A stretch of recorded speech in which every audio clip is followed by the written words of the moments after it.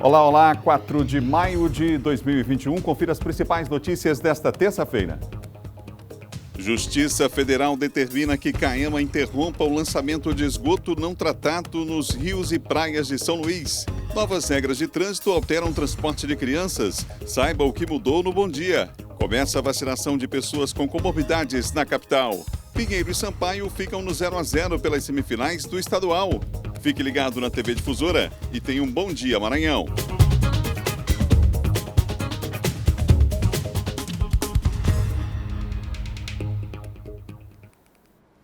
Vamos lá que o dia está começando hoje, terça-feira, e você ligado aqui na TV Difusora, ligado no nosso Bom Dia. Um ótimo dia para você, para sua família, muita saúde, muita paz para você que nesse momento está com a gente aqui na TV Difusora, viu? A terça-feira já começou e que bom saber que você está tomando café da manhã com as principais notícias do dia. E a gente abre esta terça-feira com imagens aqui da capital maranhense, olha só, com essa imagem aí, ó, que a gente começa a terça-feira para inspirar você que está acompanhando o nosso Bom Dia em todo o estado, os amigos em Balsas, em Santa Inês, em Açailândia.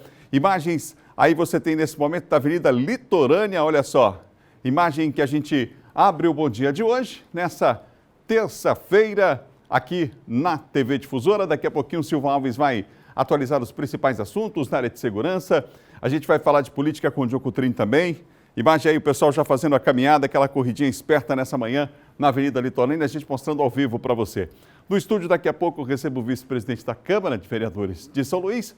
O vereador Gutenberg vai conversar com a gente sobre essa vacinação hoje com o público novo, preferencial, as pessoas com comorbidades e também com a síndrome de Down. E a gente vai falar sobre esse assunto aqui no Bom Dia, tá bom?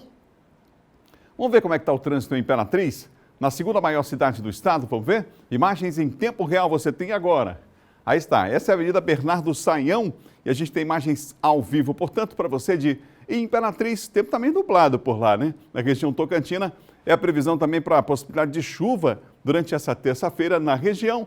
E daqui a pouquinho a gente fala para você dessa previsão do tempo, não só em Imperatriz, mas em outras cidades do estado também. Mostramos aí o trânsito, inclusive ao vivo, Imperatriz, tranquilo, né? Nessa manhã, nesse começo de terça-feira.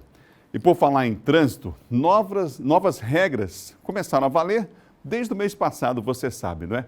Mas você sabe o que mudou na condução de crianças em veículos? A gente vai mostrar agora na reportagem quais foram as principais mudanças, inclusive, em relação à condução de crianças em veículos. Vamos ver. Manuel tem 9 anos, ele tem 1,36 m de altura. Não tem idade e nem tamanho para circular pela cidade sem estar no assento de elevação. Estas regras fazem parte das mais de 50 alterações no Código de Trânsito Brasileiro, aprovadas pelo Congresso Nacional. Apesar do Emanuel ser resistente, né, porque ele nunca gostou, desde pequeno ele sempre resistiu ao cinto, mas eu insisto, né, porque além de eu correr o risco de ser multada, posso correr o risco de frear bruscamente e ele chegar a se acidentar. Pelas novas regras, bebês de até 1 ano ou até 13 quilos devem ser transportados no bebê conforto ou poltrona reversível, independentemente do dispositivo. Ele deve ser colocado no banco traseiro e virado para o vidro de trás do carro. De 1 até 4 anos, a regra é colocá-los em uma poltrona reversível, de acordo com o peso e altura da criança, ainda no banco de trás do carro. No entanto, ela deve estar virada para frente, no mesmo sentido que o banco dos pais. De 4 a 7 anos e meio, nesta faixa etária, o dispositivo muda. A criança deve ser transportada com um assento de elevação, apenas no banco de trás do carro e com um cinto de segurança de 3 pontos. A partir da nova lei, um assento de elevação deve ser aplicado para crianças até 10 anos de idade, que ainda não atingiram 1,45 m de altura. Com essas novas regras, a gente tem que ficar mais atento, porque estava acostumado de uma forma e agora mudou. E, para a segurança, infelizmente, a gente precisa entrar aí na adaptação. Para viagens de motos, as regras ficaram mais rígidas. A nova lei de trânsito aumentou o limite de idade das crianças que podem ser levadas em motocicletas, motonetas e ciclomotores, de 7 para 10 anos. Além da idade, é necessário ter certeza que a criança consegue se segurar de maneira adequada durante a viagem. Pela segurança, porque se você cair, você pode, infelizmente, ser fatal ali. Obviamente que no carro também pode, mas a probabilidade é muito menor. E aí dentro do carro também existe, né, a cadeirinha com cinto de segurança, já é uma coisa mais, né, tem uma proteção muito maior.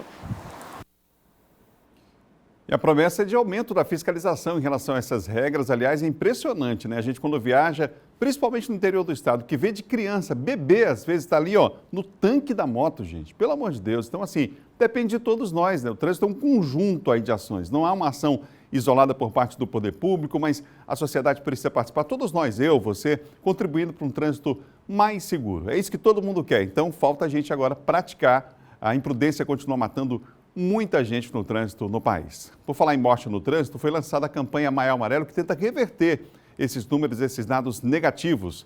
Uma série de ações educativas de conscientização e sensibilização à população devem acontecer ao longo de todo esse mês.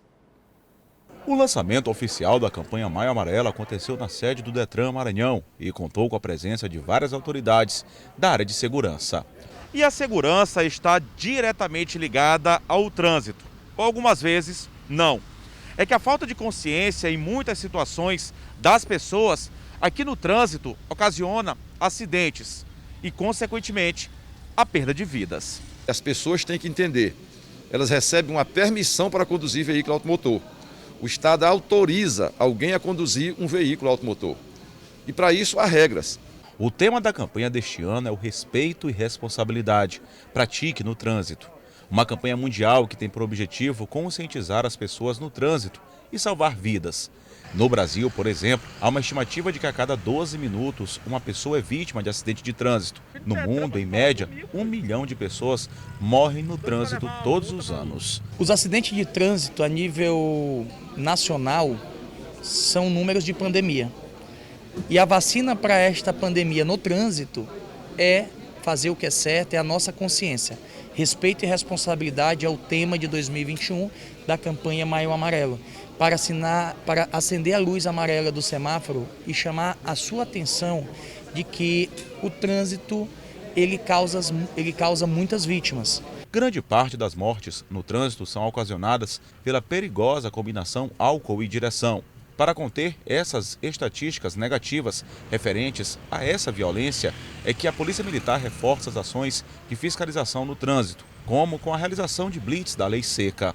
É muito importante a presença da Polícia Militar, isso educa e chama a atenção para a educação de trânsito. Temos que nos conscientizar e respeitar as regras de trânsito e a individualidade de cada pessoa no trânsito. O Maio Amarelo foi criado em 2014 pela Organização das Nações Unidas. Paralela às ações voltadas para a campanha, o governo do estado vem beneficiando também quem trabalha no trânsito e passa por dificuldade neste período de pandemia. Já beneficiamos aproximadamente 7.500 pessoas, 7.500 beneficiários que estão sendo pagos. Já foram pagos as pessoas que não tiveram nenhum problema na sua solicitação, já receberam o dinheiro. Agora a gente começou a pagar aqueles que ingressaram com recurso, o dinheiro está caindo na conta hoje. E é um processo que ele vai demorar algum tempo, porque tem sempre uma pessoa que manda o número da conta errada, mandou alguma coisinha errada, uma besteira. Vamos trabalhando e assim garantir que todo mundo de direito possa receber o benefício. Olha, todas as ações do Maio Amarelo estão disponíveis através das redes sociais do Detran e no site www.detran.ma.gov.br. Vamos mudar de assunto? Olha, gente, a Justiça Federal determinou que a CAEMA interrompa o lançamento de esgoto não tratado nos rios e praias de São Luís, hein? A decisão atende o pedido feito pelo Ministério Público Federal e a gente vai saber mais sobre o assunto agora com Eduardo Ericeira. Bom dia, Eduardo. Pois é, Adalberto, muito bom dia a você, bom dia a todos que acompanham o Bom Dia Maranhão. A empresa, no caso, a CAEMA, terá 6 meses aí, segundo aí propôs o Ministério Público Federal, como você disse, o MPF, terá 6 meses para consertar os equipamentos considerados defeituosos, segundo apontou o Ministério Público Federal. E a Secretaria Estadual de Meio Ambiente, ela vai ter que fazer esse monitoramento para acompanhar se realmente os equipamentos estão sendo consertados e fazer publicações aí atualizadas no site para informar não só o Ministério Público Federal, mas a própria população, a comunidade que quiser aí, que tem interesse em saber mais informações a respeito deste assunto. Inclusive, o MPF, ele tem registros, né, publicou registros dessa essa questão do lançamento de esgoto em rios, praias, enfim, uma situação bastante delicada que acaba ferindo, né, o meio ambiente. Como você disse, Adalberto, a ação foi proposta pelo Ministério Público Federal aqui no estado do Maranhão e a Justiça determinou que a CAEMA se adeque aos parâmetros do licenciamento ambiental para o lançamento de efluentes líquidos e sólidos pelas suas estações de tratamento de esgoto, as chamadas ETs, no prazo de até 6 meses, defeitos nesses equipamentos e nas estações elevatórias de esgoto ocasionam aí a poluição de praias, manguezais e rios aqui da capital São Luís. Inclusive, a respeito deste assunto, a gente se encontra aqui na orla marítima da capital maranhense. Eu vou pedir para o repórter cinematográfico Joel mostrar a praia, que é um dos locais que acaba sendo afetado por conta desse lançamento, derramamento de esgoto ou não tratamento adequado dos esgotos. Além das praias, né, aqui na orla marítima da capital, também rios que acabam sofrendo. Será aplicada uma multa diária no valor de R$50 mil caso a CAEMA ou o Estado aí descumpram as determinações.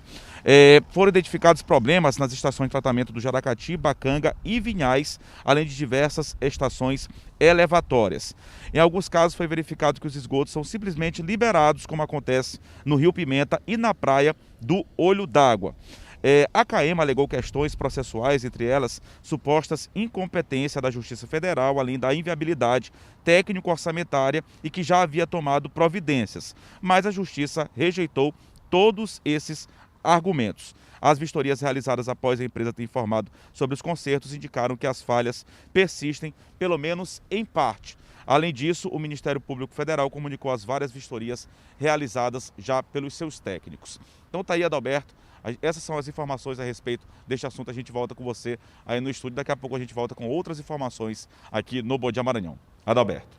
Obrigado, Eduardo, pela informação. Decisão, portanto, da Justiça. A proposição foi feita pelo Ministério Público Federal e acatada pela Justiça Federal. Agora, portanto, a companhia vai ter que cumprir aí, depois de notificada, claro, essas determinações. São 7 horas e mais 12 minutos, 7h12.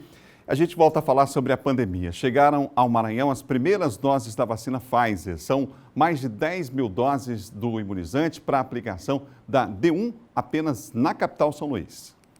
É o primeiro lote de vacinas da Pfizer que chega ao Maranhão. São 10.530 doses que serão aplicadas somente em São Luís, por conta das condições específicas de armazenamento. Para receber as doses da vacina da Pfizer, uma estrutura diferenciada precisou ser montada. 4 ultracongeladores foram instalados aqui e a distribuição na capital São Luís já começa nesta terça-feira. Elas ficaram armazenadas aqui. Amanhã a gente disponibiliza essas vacinas para o município de São Luís, já numa temperatura, começa na madrugada o descongelamento, para disponibilizar às 7 da manhã para o município de São Luís. Também chegaram 173.250 doses do imunizante da AstraZeneca, para dar continuidade à campanha em todo o estado. Essas vacinas são para os públicos de pessoas com 60 a 64 anos, que é a continuação, né, desse público, e um público novo, que são referente a 13,6% de pessoas com comorbidades, gestantes e puérperas e pessoas com deficiência permanente. Com o novo lote, o Maranhão totaliza 1.907.370 doses recebidas. A maior parte, mais de 1 milhão, da Coronavac e pouco mais de 800 mil da AstraZeneca. E as primeiras doses da vacina da Pfizer já foram aplicadas em São Luís. A gente tem informações agora, os detalhes com Eduardo Bueno, que está com a gente aqui. Olá, Bueno, bom dia. Adalberto, um ótimo dia para você, um ótimo dia a todos. Foi em um vídeo divulgado pelas redes sociais. O secretário Carlos Lula, secretário de Estado da Saúde, então, divulgou esse vídeo mostrando que uma grávida com comorbidade foi vacinada com a D1, que é a primeira dose da vacina da Pfizer. Essa vacina que é destinada ao público prioritário por conta, primeiro, das questões de logística. Essa vacina ela precisa, então, como a gente bem viu na reportagem, de estar em freezers, ser mantida em freezers que tenham baixíssimas temperaturas. E se isso não acontecer, elas podem acabar estragando. Então, é preciso que elas sejam mantidas nessas temperaturas. Somente as capitais do país tem estrutura para fazer esse armazenamento. Há um planejamento, então, da Secretaria de Estado da Saúde de levar esses freezers para o interior do estado, mas tudo isso ainda está sendo planejado. O que a gente tem de concreto é que aqui na capital, então, a partir de hoje, começa a ser utilizada essa vacina da Pfizer.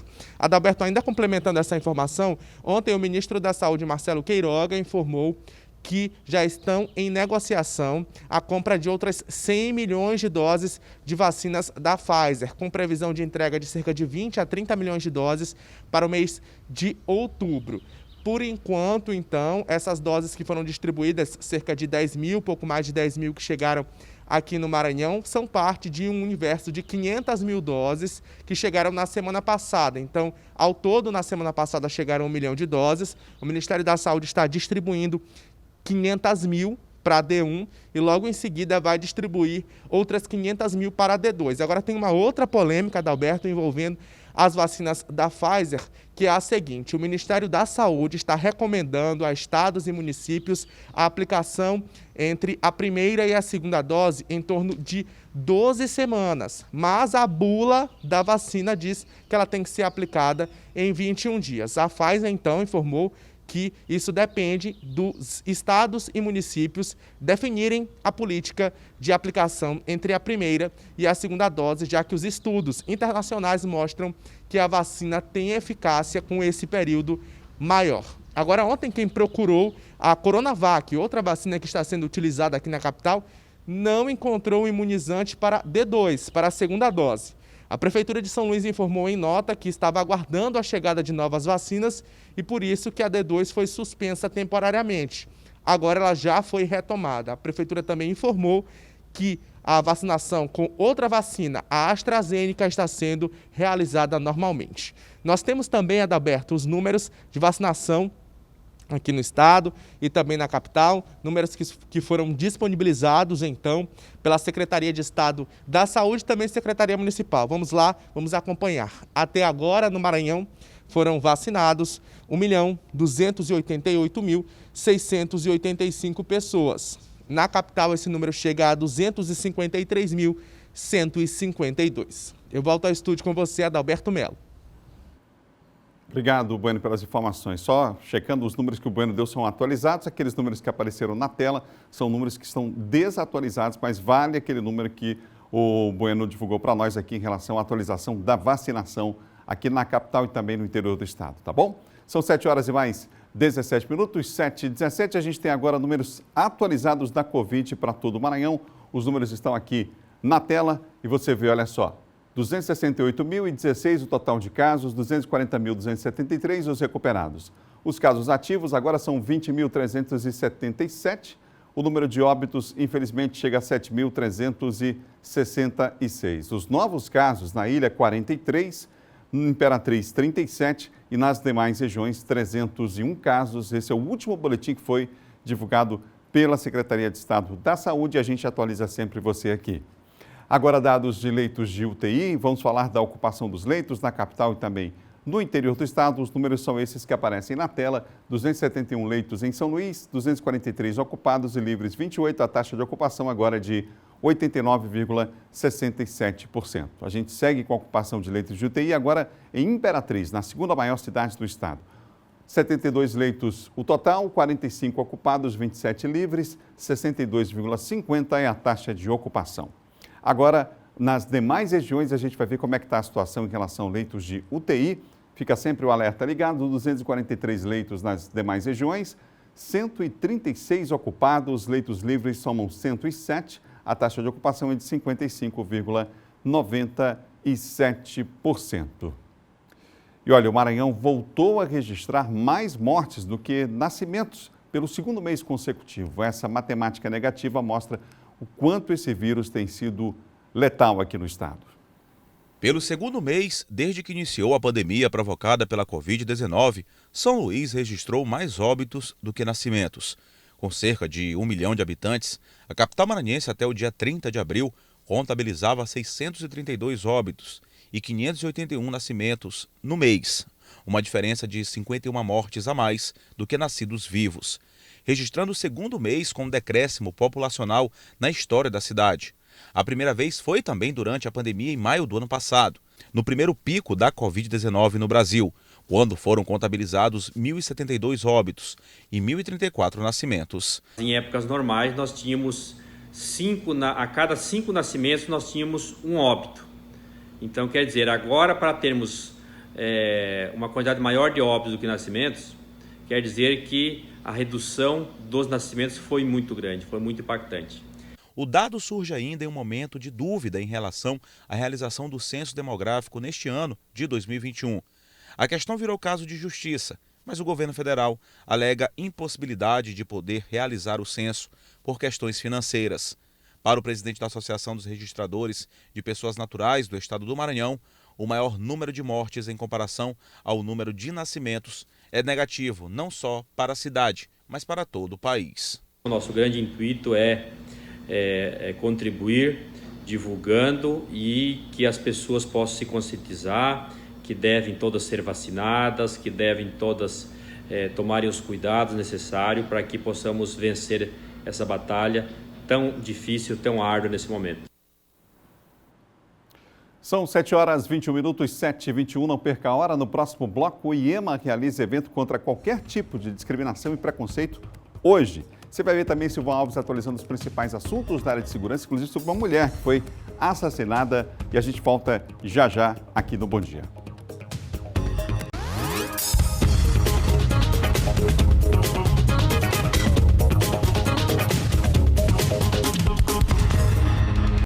São 7h24, de volta ao vivo. Bom Dia Maranhão para todo o estado. Agora para falar de segurança.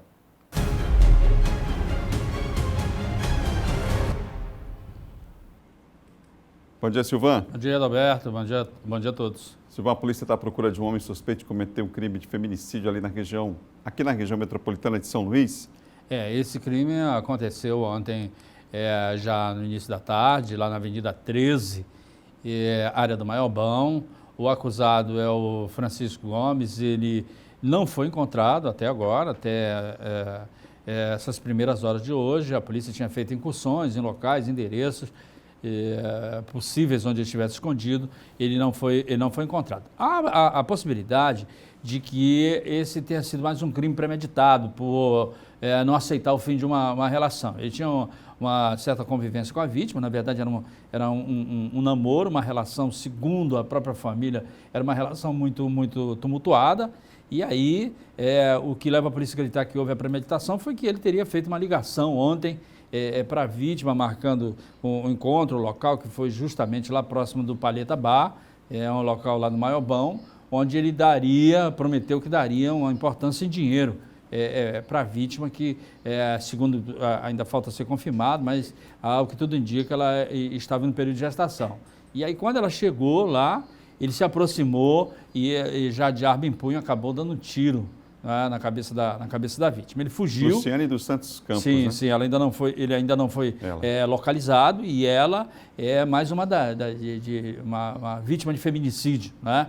E é o que tudo indica ser daquele perfil onde a vítima, mesmo sendo ameaçada, sendo perseguida pelo acusado, ela não procura a delegacia, não procura as medidas protetivas, né? Que tem sido um perfil muito comum aí, detalhado dessas vítimas de feminicídio. A gente vai falar mais sobre isso porque existem várias razões para as vítimas não realizarem digamos assim, oficializarem o que está acontecendo, né? Não registrar a ocorrência ou entrar com uma medida protetiva, às vezes a dependência financeira, outras vezes a própria questão de ordem emocional, né?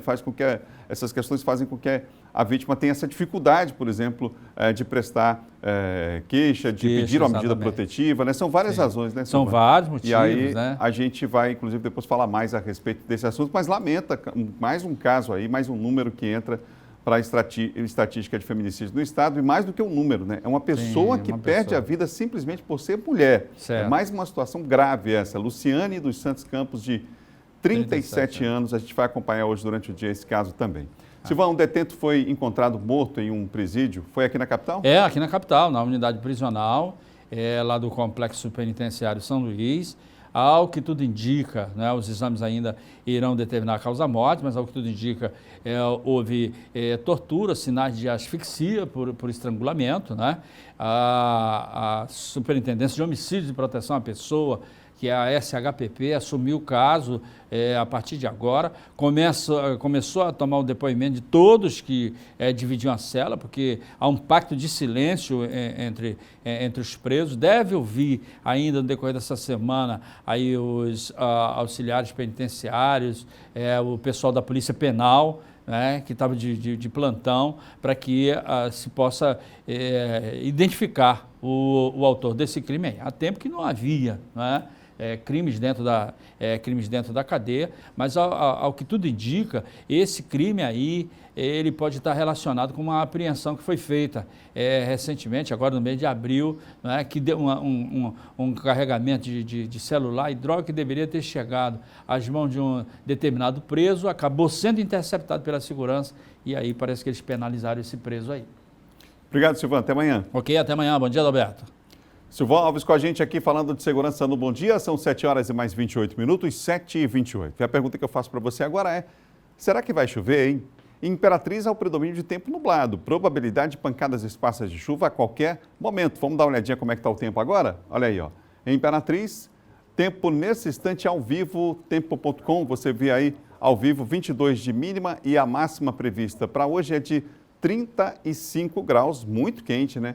Muito quente, mesmo com aquela chuva que vem, vai e volta, mas a temperatura continua elevada. Imagens ao vivo de Imperatriz. Um abraço a todos da região Tocantina acompanhando a nossa programação. Aqui na capital maranhense, hoje o predomínio é de tempo nublado, pancadas esparsas de chuva também a qualquer momento. A mínima é de 24, a máxima é de 31 e a gente tem imagens ao vivo nesse instante aí da região da litorânea, da praia, nessa região aí do Calhau. A gente tem imagens ao vivo do tempo, olha só, muitas nuvens no céu, o sol já apareceu, já deu suas caras, mas sempre com aquelas nuvens de chuva aí, aquela possibilidade de chuva a qualquer momento, não é? Em Açailândia, sol com algumas nuvens durante o dia, períodos de nublado com chuva a qualquer hora, por lá a mínima é de 24, a máxima é de 29 e a gente tem imagens ao vivo de Açailândia nesse instante. Você percebe aí, ó, muitas nuvens de chuva, tempo nublado lá em Açailândia, o sol vai aparecendo de forma tímida em Açailândia, importante região aqui do estado do Maranhão. Imagens em tempo real você tem aqui no nosso Bom Dia. São 7 horas, mais 30 minutos e a gente tem a previsão para mais 3 cidades. A gente começa com Itapecuru-Mirim, por lá o predomínio é de tempo nublado, pancadas esparsas de chuva. A qualquer momento a mínima é de 24 e a máxima é de 31 graus. Vamos agora para mais uma cidade, a Baixada Maranhense, Pinheiro. O predomínio é de tempo nublado, pancadas esparsas de chuva a qualquer momento também lá em Pinheiro. A mínima de 25, a máxima de 31 graus. Caxias, hoje o predomínio é de tempo nublado e pancadas esparsas de chuva a qualquer momento. Mínima de 24, máxima de 33 graus em Caxias, aí na região dos Cocais. São 7 horas 31 minutos, 7h31 até as 8 a gente vai por aqui com o nosso Bom Dia, com muita informação para você nessa manhã de terça-feira.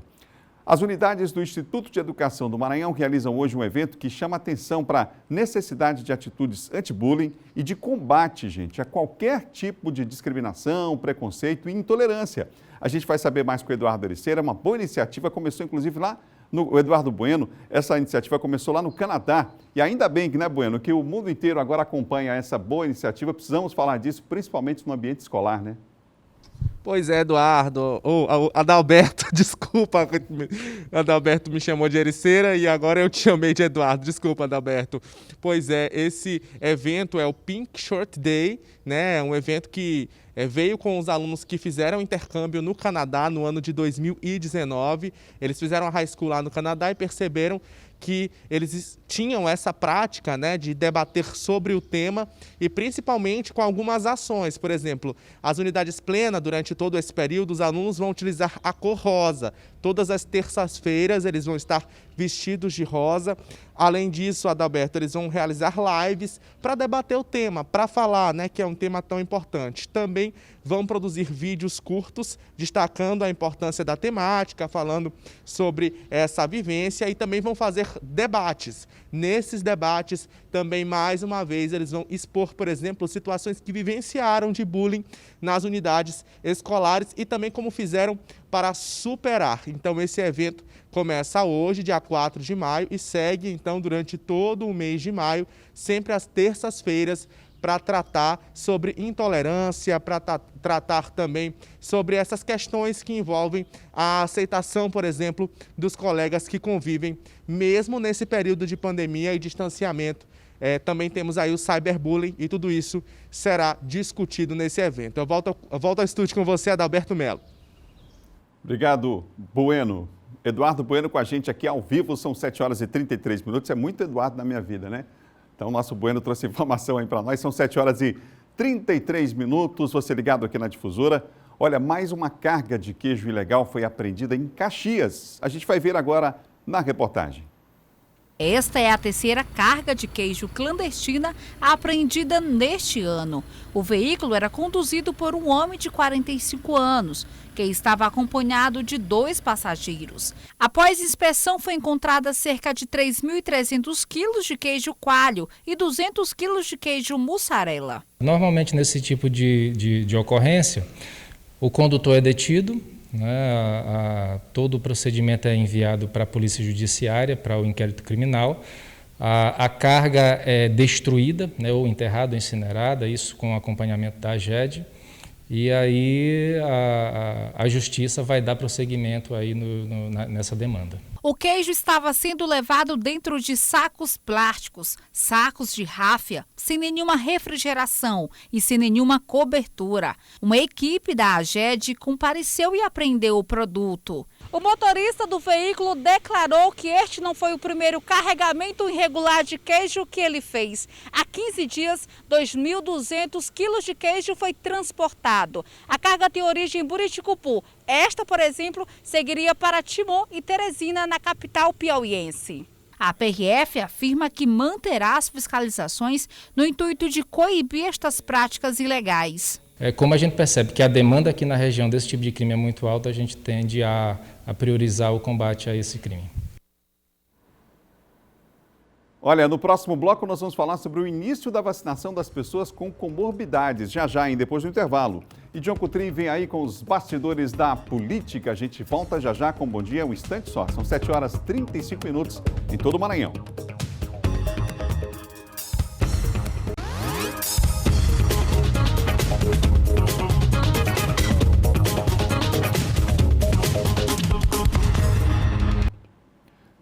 São 7 horas e 38 minutos, de volta ao vivo, Bom Dia Maranhão para todo o estado. Um abraço aos amigos em Balsas e Imperatriz, aos amigos em Balsas na região sul, acompanhando a nossa programação ao vivo aqui na Difusora. Olha, em São Luís começa hoje a vacinação para pessoas com síndrome de Down e comorbidades, lá no Centro Municipal de Vacinação, no Multicenter Sebrae. É para lá que a gente vai agora com Eduardo Ericeira, que tem mais detalhes. Olá, Eduardo. Pois é, Adalberto, a gente vai repassar aqui as informações para as pessoas. A gente, inclusive, já presenciou algumas pessoas que vieram para cá que iriam tomar a segunda dose, que acabaram sendo orientadas a procurar outros locais de vacinação. A gente vai informar aqui as pessoas, mas hoje, começando aí para esse novo público, que são as pessoas com comorbidades e síndrome de Down. Segundo informou a Prefeitura de São Luís, as pessoas precisam se cadastrar na plataforma aí da Prefeitura de São Luís, que até para ter o monitoramento, fazer o cronograma de forma mais organizada por parte da Prefeitura de São Luís.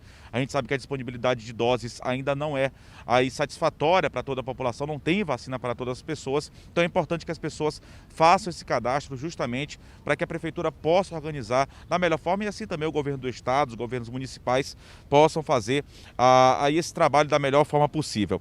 Então, a vacinação aqui no Centro Municipal de Vacinação, no Multicenter Sebrae, é específica, aí exclusiva para pessoas com comorbidades e também pessoas com síndrome de Down. Acima de 18 anos, síndrome de Down, gestantes e puérperas com comorbidades e também renais crônicos dialíticos. Aqui vale uma observação, os pacientes crônicos dialíticos, segundo informou a Prefeitura de São Luís, eles serão vacinados nas unidades em que fazem só as sessões de diálise. Com 59 anos de idade, a partir dos 59 anos de idade, com 59 anos, todas as comorbidades do Plano Nacional de Imunização. E aí cabe a pessoa ir nas redes sociais da Prefeitura de São Luís, se informar no nosso portal ma10.com.br, que tem as comorbidades lá, são várias comorbidades que estão previstas para essa etapa de vacinação. A vacinação aqui acontece de 8 às 18, pela manhã, as pessoas nascidas no primeiro semestre, à tarde, as pessoas nascidas aí no segundo semestre, que é justamente uma ação aí para evitar aglomerações nesses locais de vacinação. A aplicação da segunda dose, as pessoas que têm a aplicação da segunda dose agendada para hoje, dia 4 de maio, terça-feira. A aplicação de segunda dose serão nos outros locais de vacinação disponibilizados aí pela Prefeitura de São Luís. No drive-thru do Espaço Reserva, também no sistema Drive montado no campus da Universidade Federal do Maranhão e no outro centro municipal de vacinação também que foi instalado no campus da Universidade Federal do Maranhão. E aí são aqueles documentos, documento oficial com foto e o cartão de vacinação. Aqui, para as pessoas com comorbidades e síndrome de Down, o documento que está sendo aí pedido, requisitado pela Prefeitura de São Luís, é um documento oficial com foto, um laudo ou relatório médico que comprove que a pessoa tem comorbidade, exceto para aquelas pessoas que têm síndrome de Down. Então está aí muito bem explicado, aqui exclusivo para esse novo público, os outros locais de vacinação para a segunda dose, para quem tem segunda dose agendada para hoje. Adalberto, a gente volta com você, desejando aí uma ótima terça-feira a todos. Obrigado, Eduardo, pelas informações. Você lembra, inclusive, que a primeira morte registrada no Brasil por Covid-19 foi exatamente de um homem de 62 anos com hipertensão e diabetes, né? Tá lembrado, né? Foi lá em São Paulo. Pois é, e aí por esses e outros motivos, o vice-presidente da Câmara de Vereadores de São Luís, Gutenberg Araújo, o médico Gutenberg Araújo, solicitou inclusive ao prefeito Eduardo Braz para que incluísse então essa população como prioridade aí nesse momento na vacinação aqui na capital. É com ele que eu converso agora aqui no estúdio do Bom Dia. Doutor Gutenberg, bom dia. Bom dia, Adalberto, bom dia a todos.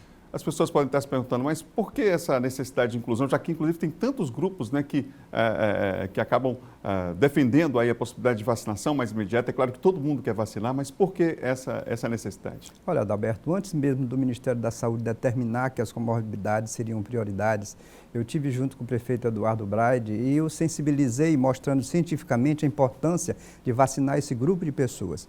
Nós temos esse grupo chamado doenças crônicas não transmissíveis, que é obesidade, diabetes, hipertensão e várias comorbidades. E a gente está provado que todos esses pacientes, diante de qualquer doença, eles têm uma probabilidade maior de complicações e de óbitos, principalmente durante a pandemia e o Covid. Então, a possibilidade que essas pessoas com essas doenças crônicas não transmissíveis tenham complicações e vão ao óbito, elas são muito grandes. Então, por esse motivo, que é justo, é necessário e cientificamente provada a necessidade desse grupo de pessoas serem vacinados de forma prioritária. A gente teve, inclusive, aí dia 26 de abril, o Dia Nacional de Prevenção de Combate à Hipertensão Arterial, que é um problema ainda muito sério. E aí, segundo o próprio Ministério da Saúde, essa doença atinge quase 25% da população brasileira, ou seja, um número muito alto e de uma doença que podia ser, assim, claro que tem casos e casos, mas também tem relação direta com os hábitos das pessoas, né, doutor? Exatamente. E outra coisa importante, Adalberto, é porque como a Covid ela tomou atenção justa de toda a população, de todos os gestores, muitos pacientes portadores dessas doenças associadas, diabetes, hipertensão, eles ficam sem o atendimento necessário. Ou seja, eles ficam em casa, reclusos, e por vezes eles não têm o acompanhamento dessas doenças, o que faz com que eles piorem muito mais e possam complicar. Então, assim, olha, a maioria das mortes no mundo todo são provocadas por essas doenças crônicas não transmissíveis. Então, diabetes, hipertensão, sobretudo elas. Então, daí a importância e graças a Deus, felizmente, eu digo sempre que a experiência com conhecimento faz você enxergar um pouquinho adiante. E graças a Deus, com a sensibilidade do prefeito também, ele aqueceu plenamente e hoje começa a vacinação das pessoas com comorbidades. E eu tenho certeza que isso vai dar um reflexo importantíssimo na redução da mortalidade de todas as pessoas da pandemia em São Luís, no Maranhão e no Brasil. Doutor Gutenberg, aproveitando sua presença aqui no estúdio, a gente tem hoje um dado, a gente acabou de divulgar os números em relação ao último boletim epidemiológico no estado. E a gente chega aí a mais de 20 mil casos ativos, pessoas que estão em UTI, estão nas enfermarias ou estão em casa fazendo o tratamento da doença. Às vezes, quando a gente não percebe uma medida mais drástica, como, por exemplo, um lockdown ou outras medidas mais sérias como essa, dá a sensação para a população, às vezes, que está tudo bem, está tudo normal, a pandemia já acabou. Não é bem assim, né? Falta despertar mais também para essa consciência e que cada um faça a sua parte. A gente viu no interior do estado esse final de semana festas acontecendo e a polícia militar tendo que intervir. Alberto, você coloca o dedo na ferida.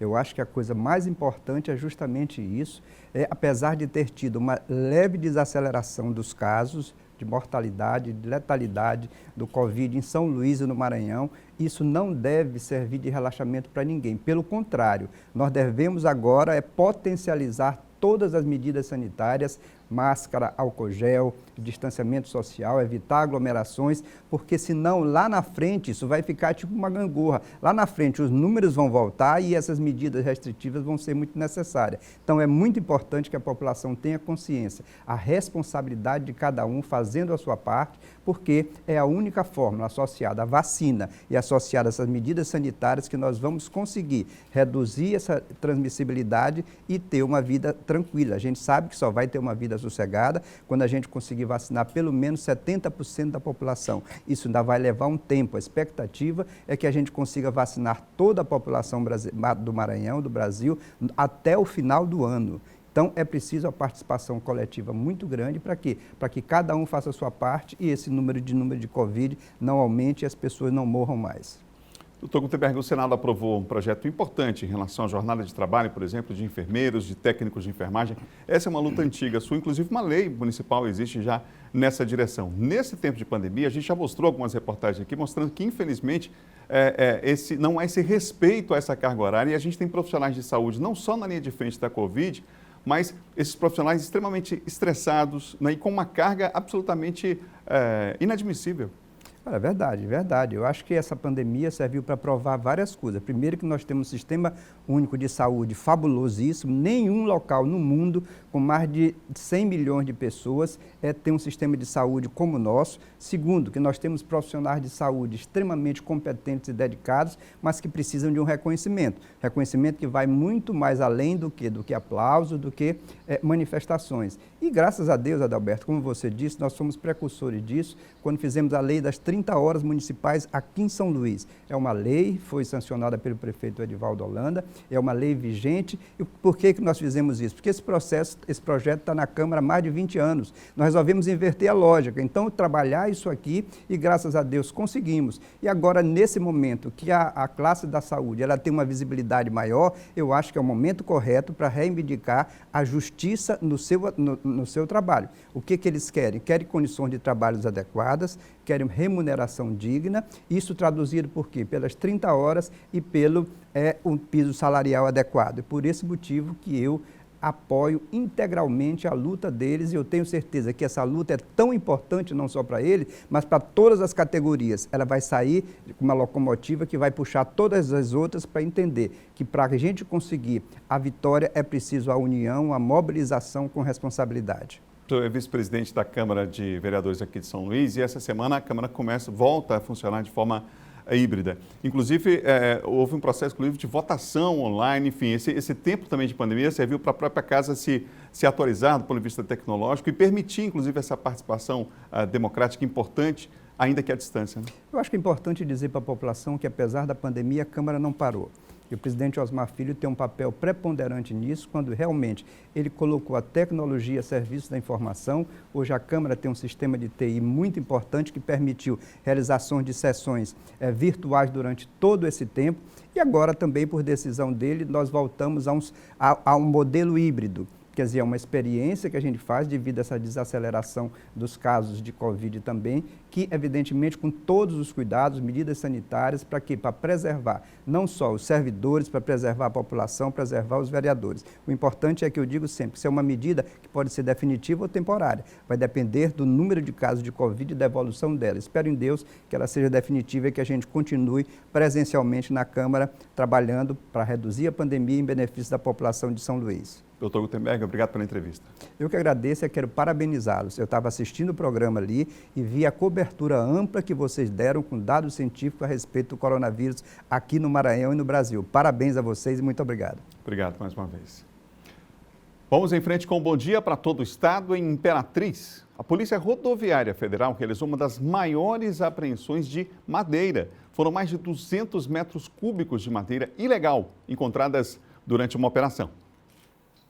Foram apreendidos 221 metros cúbicos de madeira nativa que estavam sendo transportados em carretas e caminhões. Essa apreensão aconteceu durante uma operação ambiental Lignum 3. De acordo com a Polícia Rodoviária Federal, o flagrante aconteceu durante fiscalização a um caminhão carregado de madeira. Ao tentar a abordagem, o motorista fugiu. Durante as buscas, a equipe da PRF encontrou o esconderijo utilizado para armazenar a madeira nativa, onde foram encontrados caminhões carregados. O local estava abandonado. A corporação contou com o apoio do Exército Brasileiro para transportar a carga ilegal e entregá-la ao IBAMA. A PRF está intensificando essas fiscalizações, trabalhando também com o serviço de inteligência e por conta disso a gente tem apreendido muita quantidade de madeira irregular, né? Teve uma operação específica agora que apreendeu uma grande quantidade, então a gente está atento a essa situação porque tem pessoas que estão realmente transportando madeira de toda forma, então assim, na tora mesmo. Outra apreensão que a PRF realizou foi a de um caminhão frigorífico, onde foram encontrados produtos eletrônicos falsificados da China, avaliados em R$2,5 milhões. Uma carga que veio da China, produtos importados da China, entrou pelo município de Barcarena, no Pará, e tinha como destino São Paulo. Foi abordada aqui na PRF Imperatriz, juntamente com a Receita Federal, e foram descobertos, né, centenas de produtos que são contrafeitos, são produtos piratas. Também tinham produtos que estavam divergindo da nota fiscal e outros produtos que estavam sem o selo da Anatel ou o selo do Inmetro, o que pode causar danos para quem utiliza esses produtos. As ocorrências foram encaminhadas para a Polícia Civil de Imperatriz e os carregamentos para o Instituto Brasileiro de Meio Ambiente e dos Recursos Naturais Renováveis, IBAMA. Parabéns à Polícia Rodoviária Federal, operação realmente importante. São 7h52. Agora aqui no Bom Dia a gente fala de política.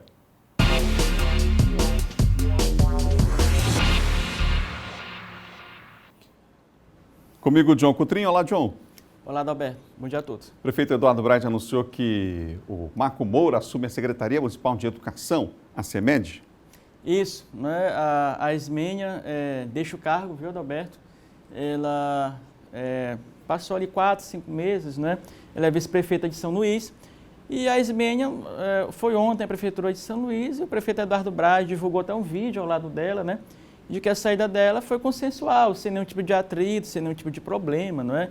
A Ismênia vai continuar contribuindo de outra forma na gestão do prefeito Eduardo Braide e assume um técnico, né? Um técnico que já era da EGEM ali, já trabalhava na iniciativa privada, em escolas aqui de São Luís e com certeza também está à altura do cargo, né? Ali que vai ser exercido por ele na CEMED. Então o prefeito Eduardo Braide faz uma troca, a meu ver, correta. É importante nesse momento que se tenha, né, ali um gestor que conheça da área na condução da CEMED e o escolhido foi ele e com certeza, né, deve desenvolver ações importantes para a parte de educação aqui no município. Então é importante destacar que não houve nenhum tipo de problema, não se sabe ainda o motivo, né, da saída da Ismênia, mas foi de forma consensual e harmonia com o prefeito Eduardo Braide. John, o ex-presidente Lula que reuniu com o senador Everton? O ex-presidente Lula está em agenda essa semana, Adalberto, em Brasília, não é? Ele deve ontem conversou com Marcelo Freixo, que é do PSOL, deve formar uma frente ampla lá no Rio. O Freixo deve ser candidato a governador, até com apoio do PT, de outros partidos de esquerda, PSB, até do Democratas, não é? E depois, hoje deve se reunir primeiro com o ex-senador José Sarney, está na agenda do Lula para hoje, não é? Deve fazer uma visita a ele, ali no sentido, né, de retomar os diálogos com o MDB, trazer o MDB ali mais para próximo do PT, na figura do ex-presidente José Sarney, que tem ainda, né, uma expressão muito grande, uma força muito grande ali dentro do MDB. E depois, à noite, a gente apurou que hoje à noite, o encontro do ex-presidente Lula com o senador Everton Rocha do PDT. Né, o Everton, que foi o candidato do Lula nas eleições aqui passadas, né? Foi o candidato mais votado na história do Maranhão para senador, e o Everton vem sempre defendendo, né, o Lula ali durante esse período, e agora eles devem se encontrar novamente, né, o Everton com o Lula, para debater o cenário nacional, o cenário local também, não é? Aqui no Maranhão. Então, eles dois devem se reunir no período da noite, ainda no dia de hoje. Está acontecendo essa terça-feira, portanto, né? O deputado Márcio Gerri e o senador Roberto Rocha, mais um round aí nessa troca de farpas entre os dois aí? Mais um round, né? O Roberto Rocha fez cor à declaração do presidente Bolsonaro que tinha que arrancar o PCdoB do Maranhão. E o Roberto Rocha foi às redes sociais e disse que poderia contar com ele, né? O presidente poderia contar com ele. Claro que imediatamente o presidente do PCdoB do Maranhão, Márcio Gerri, ele foi às redes sociais e lembrou, né, que o Roberto Rocha só foi eleito senador, segundo ele, por conta do apoio do Flávio Dino. Tanto que o Roberto Rocha disputou as eleições de 2018 e obteve 2% dos votos, né? Então, o Márcio ali saiu em defesa do governador do PCdoB, já que o presidente Bolsonaro deve ter um candidato aqui no Maranhão para enfrentar o candidato do grupo do governador Flávio Dino. Lembrando, Adalberto, que o PCdoB não terá candidato, né? O governador Flávio Dino estará no seu segundo mandato. Obrigado, John. Até amanhã. Da política, a gente vira a chave e vai para o esporte e fala agora de Libertadores.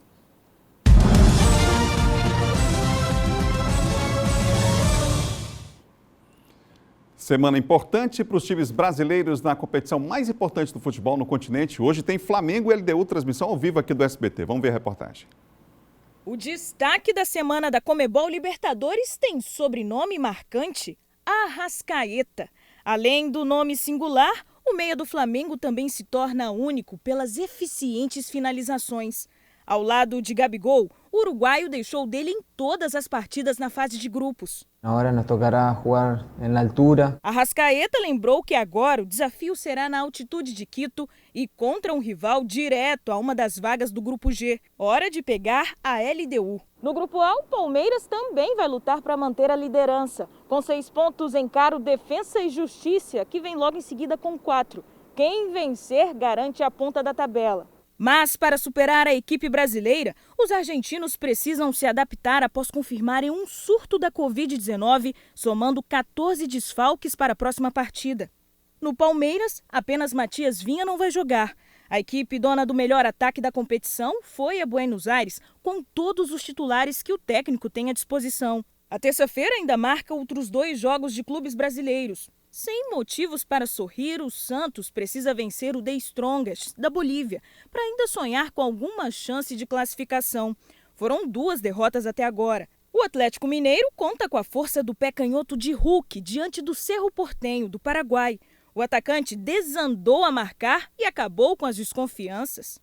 A semana terá também o São Paulo na Argentina contra o Racing na quarta-feira, mesmo dia de Internacional e Olímpia, em Porto Alegre. Na quinta-feira, o Fluminense briga para segurar a primeira colocação do Grupo D contra o Júnior Barranquilla. Uma rodada decisiva para definir quem tem grandes chances de continuar na Conmebol Libertadores. Ninguém quer ficar de fora. Hoje, 9 da noite, LDU e Flamengo aqui ao vivo para você. No Campeonato Maranhense, Sampaio e Pinheiro ficaram no empate sem gols no primeiro jogo da semifinal do Campeonato Maranhense. Tem imagens aí, a partida aconteceu no estádio Costa Rodrigues, em Pinheiro. O primeiro tempo aí foi equilibrado, o segundo sim, com poucas chances de gol. E as 2 equipes voltam a se enfrentar sábado, 7 da noite, no estádio Castelão. A gente fica por aqui com um bom dia. O Moto joga na sexta-feira pela semifinal. Amanhã a gente se encontra. Tchau, tchau.